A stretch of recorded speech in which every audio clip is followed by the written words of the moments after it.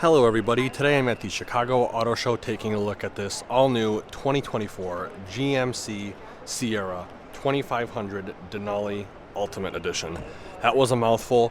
This vehicle is absolutely amazing. I would say, hands down, this is probably one of the most luxurious vehicles for heavy duty that you can get on the market as of right now, with the exception of maybe a couple of features from the competition. But overall, this thing is absolutely amazing. Starting off up front, we're going to have the redesigned headlight, LED headlight package, as well as your updated grille. Now that alone for me does it. I think this is what made the refresh perfect in my opinion. With the Ultimate, you're going to get what they call Vader Chrome. Now I'm not typically a fan of chrome, but this almost is like a dark, it's like a black chrome. It reminds me of like black stainless steel. So there is a little bit of a shine to it, but it's nice and dark. Being the Denali Ultimate, it's going to have pretty much every single safety feature imaginable. Right here you have your front-facing camera. Parking sensors are going to be integrated into the upper portion of the bumper. You have a functional hood scoop feeding that massive 6.6 liter Duramax diesel engine. Down here we have some Vader Chrome as well. Vertical tow recovery hooks, which I much rather prefer over the horizontal ones. I think it just looks way more aggressive, and it definitely is a statement. It's very unique. Your LED fog light's going to be right there underneath this Vader Chrome trim. Your 2500 badge is actually going to be on the front bumper itself, which is sweet. This being a diesel, it is going to come with an engine block heater. I really like that General Motors decided to put it on the driver's side bumper so you don't have an ugly cord hanging out in between the bumper and the grille. Awesome job. Massive fender flares. I love that GM does the amber on them as well. Coming down to the wheel and tire setup, it looks like we have a black and machined 20-inch wheel. It looks like we have a Goodyear Wrangler Trail Runner AT. And the tire size is a 275/65 R20. Absolutely beautiful looking wheel and tire setup. Up top on the quarter panel we have the Ultimate badging with your Duramax and your Allison branded transmission logo. Chrome mirror cap. Unfortunately this isn't Vader Chrome. I think if the whole thing was Vader Chrome it would be even more sweet. 360-degree camera on the mirror. Massive mirror with a massive blind spot mirror, as well as blind spot monitoring, and your LED puddle cargo lights, or auxiliary lights if you will. Denali HD badging is right there in chrome. Something that I love that General Motors and Chevy does is they give you a thick coat of paint along the rocker panel to protect against rock chips and then eventually paint corrosion. Drop down running boards. These things are amazing. Regular chrome trim up here mixed with gloss black. It actually doesn't look all that bad. Right here we have your diesel fill port and your DEF fill port. This is your bed step, which makes getting into the bed from up front very easy. You have a splat guard right there. Again, love the amber markers on the fender flares. Then you have a mud guard right there. This is the second generation tailgate step. Your blind spot monitor is located right in here. If you're wearing work boots, you can get your whole boot in there, no problem. Updated LED tail lamps. Your reverse LED lamp is going to be right there. It's really cool. I saw one of these on the road, and when the turn signal went on, the whole light just didn't go on by itself. It almost pulsed, so it started here and shot out pretty quick. It was actually really cool. If you see it on the road, you'll know what I'm talking about, but it almost was like a sequential signal. Really cool how they did that. Parking sensors integrated into the middle portion of the bumper. 7-pin connector inside your trailer camera, on the back of your trailer camera. Pretty cool. Denali and GMC logos respectively. This guy does have the multi-pro tailgate. I'll go over that a little bit more when we look into the bed of the truck. Backup camera, LED puddle lamp for connecting a trailer in low light conditions. Up top you have a third brake light, a cargo camera, a rear view mirror camera, and a wing. Show you what that does in a second. Again, beautiful looking truck.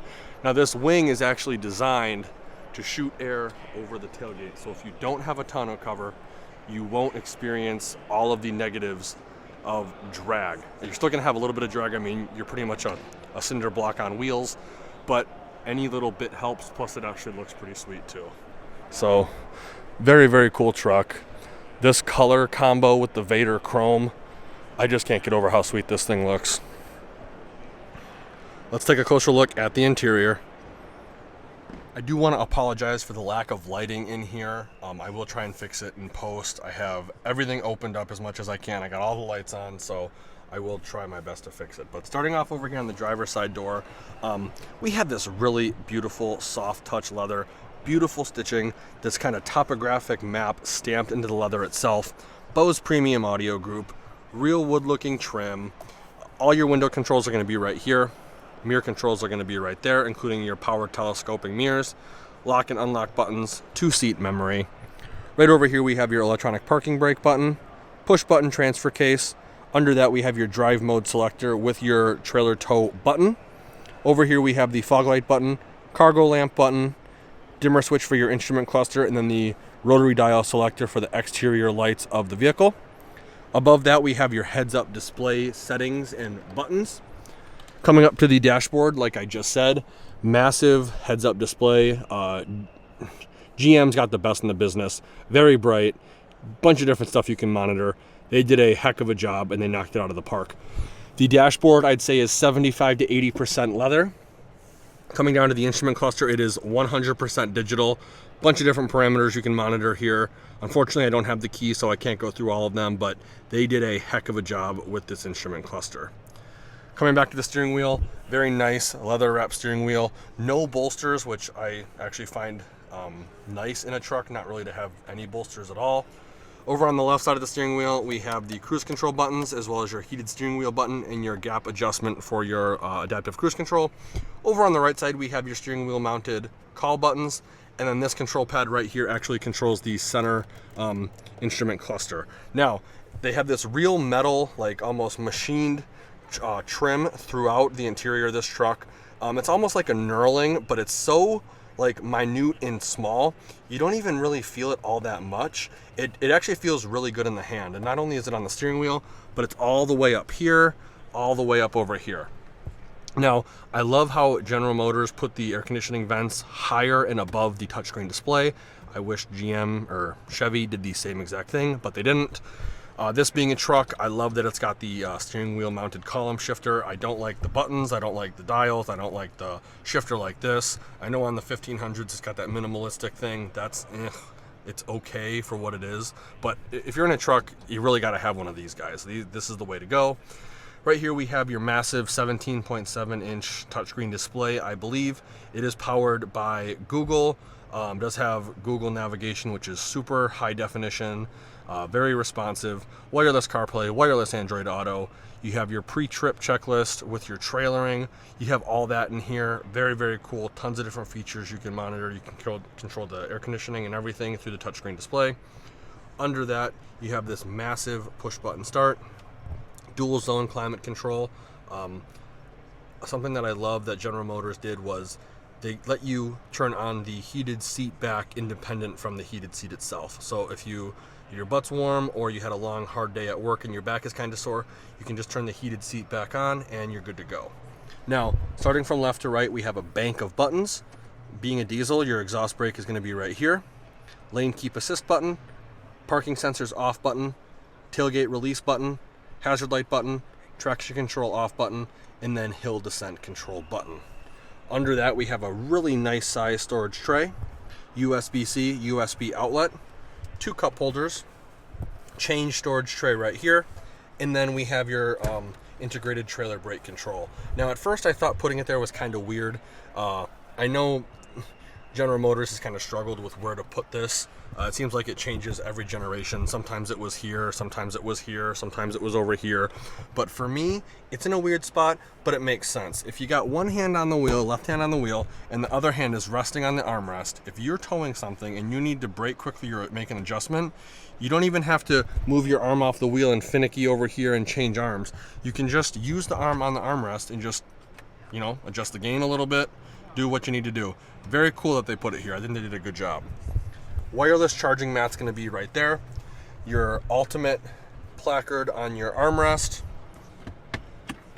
This is a removable storage tray. Once it's removed, you have access to file folder ears. So if you're using this as a work truck or a business write-off, Section 179, you can put all your receipts and all that goodness right in there. USB-C, USB outlet, regular power outlet. Tons of storage in this truck. Here's a quick look at the seats. Again, that stitching continues throughout. Absolutely beautiful stitching. That topographic map is stamped into the seat as well. Again, the real like metal knurling trim, and then it looks like real wood. You got 2 glove boxes in here. The first one is accessed by pushing this button.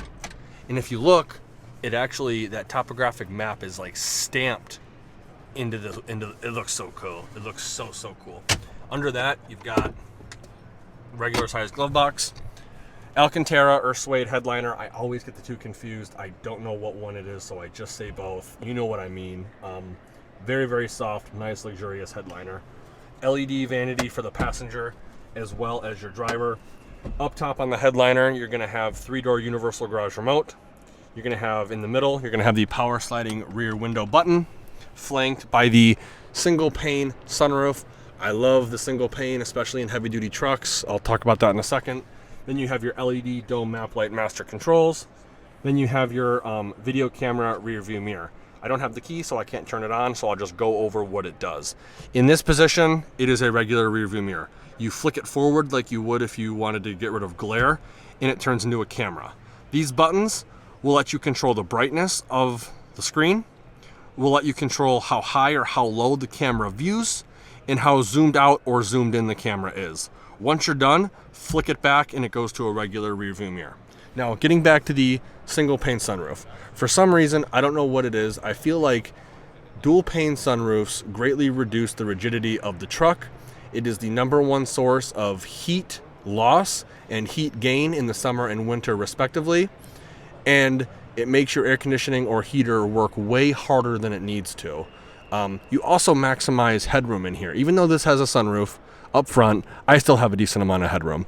When I get into the back, I'll show you what I mean. You have even more. It's absolutely insane. I love it. Good job for GM and Ram to keep the single panes alive. This refresh, especially for the heavy duties, was much needed. Now with everything, it is way more in line with the competition, and in some cases outshines the competition.